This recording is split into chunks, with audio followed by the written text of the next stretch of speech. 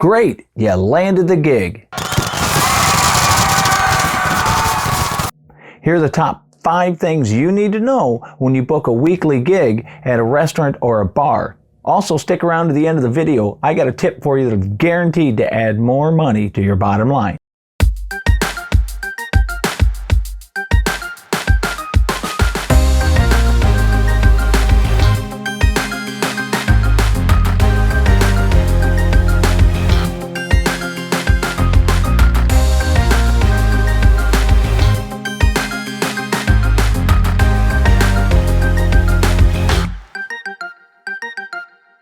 Hey mobile entertainers, DJ Bud here with another video. Alright, let's get right into it. Tip number 1. If you haven't gone to the venue already, you need to do this 1 week in advance. If you're like me, you're running video out of your booth into the house video system. If you're not doing this, you need to do this. It's a great selling point. Plus, at least in my case, my name and logo is plastered all over the venue. Now I run video out any chance I can. When I'm running karaoke, it's awesome with the lyrics on the house video. When I run trivia, I have the questions up there. And when I DJ, of course, I'm running music videos, which is an awesome selling point to the bars and restaurants. The fact that you can put their house specials, you can put drink specials. If you have any kind of technical background, you can make your own little slides and put things up there. Anything you can do to separate yourself from your competition. Now with all that being said, you need to see what kind of hookups they have for you. Just because they have high definition televisions around the room doesn't mean they necessarily have a convenient hookup for you to plug in. So you're going to need time to check out what they have, see if you need to order connectors, cables, that kind of thing. Okay, let's talk audio. In some cases, the venue may want you to plug your system into their audio system. I would avoid that as much as possible. If anything goes wrong, you're going to be the blame, even if you're not there. If you're there on a Wednesday doing a gig and they have a problem with the audio system on a Friday, you're probably going to get the blame. I've seen it happen. So in the cases where you do have to hook up to their audio system, be very, very careful. But again, in this case, you need to be there a week ahead of time. Make sure you got the right connectors. Also, a little tip here. When you do use house systems like this, at the end of the night, make sure you put it back the way it was and shows the manager that it is running. That way, if anything goes wrong, you won't be the blame. Tip number 2. On the night of the gig, the first thing you should do is ask to see the manager. When you meet them, introduce yourself, be polite, and it's a great time to verify your load in, load out, where they want you to park. Sometimes that'll be different than what you were told by the owner or whoever hired you. Number 3. Okay, let's talk about the staff for a minute. When you arrive at these gigs, a lot of times these people have been working there all day long. They're tired, they're looking forward to the end of the night. So one of my goals is try to be as little imposition to these people as possible. One way I do that is, if I need to move tables and chairs around, I do that myself as much as possible. I move them out of the way at the beginning of the night, and I put them back at the end of the night. Let me give you an example how that paid off. I was hosting karaoke on a night at a certain venue. Well, the previous night, there was a host that hosted trivia. This host was an abrasive individual. He demanded that staff move the tables and chairs before he got there, and then he made them put them all back. The staff hated this person. The staff continually asked management to hire me to host trivia. So there's an example how just moving tables and chairs, other people will do the sales for you. Another way I reduce the burden on staff is I order my meals at the bar. I don't create a whole new table just for one server. They really don't appreciate that.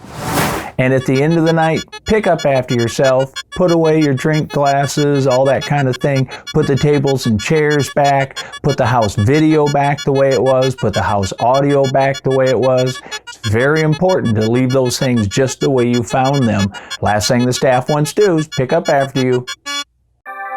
Tip number 4.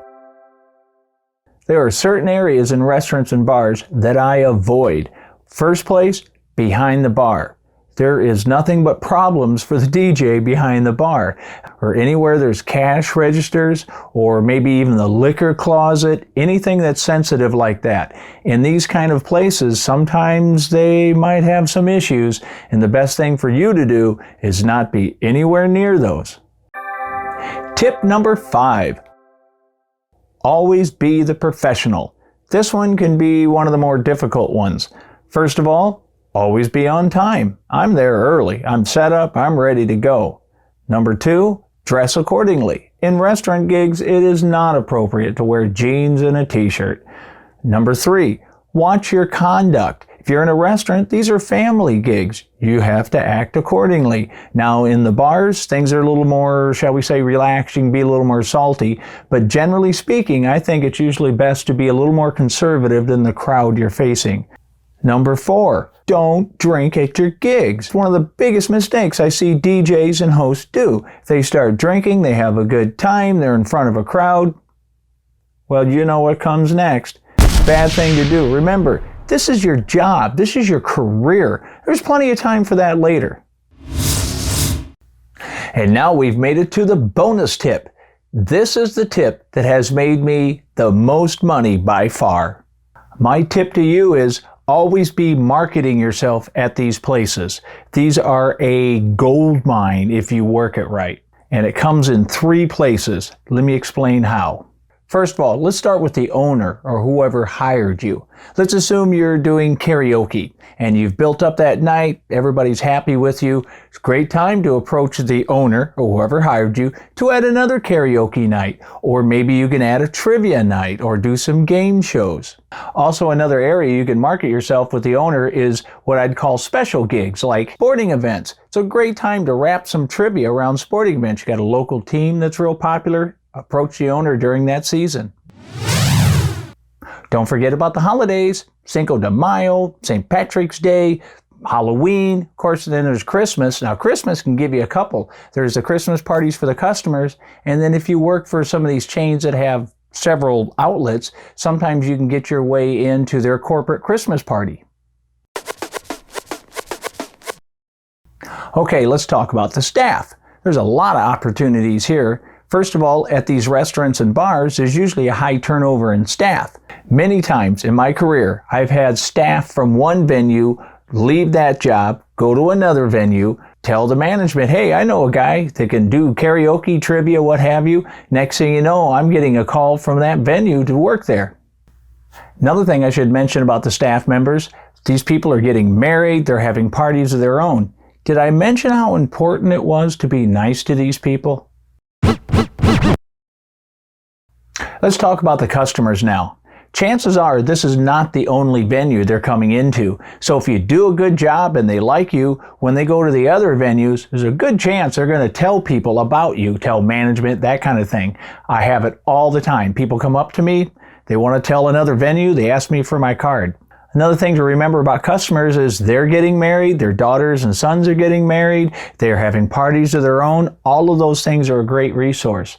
And another way to cultivate that is there's a thing in the restaurant industry, it's called touching tables. And what that is you've probably seen this happen. A manager will come out and talk to you just briefly, then move on to the next table. I highly recommend as a host that you do that with the people that are engaged with you in the crowd. I say engage because not necessarily every table is paying attention to what you're doing. You'll see what I mean. But what you do is you just go out to the people that are engaged with you, just stop by, say hi, have a good night, thank them for coming, and move on. That will go a long ways. Well, there you have it. Those are the top things I've learned in over 25 years in working weekly gigs. Let me know if you like this video. Just do a thumbs up, and if you don't like it, well, there's the other option. You can do that too. Also, please subscribe to my channel, and if there's other topics you would like me to cover, please let me know. I'll be happy to do it for you.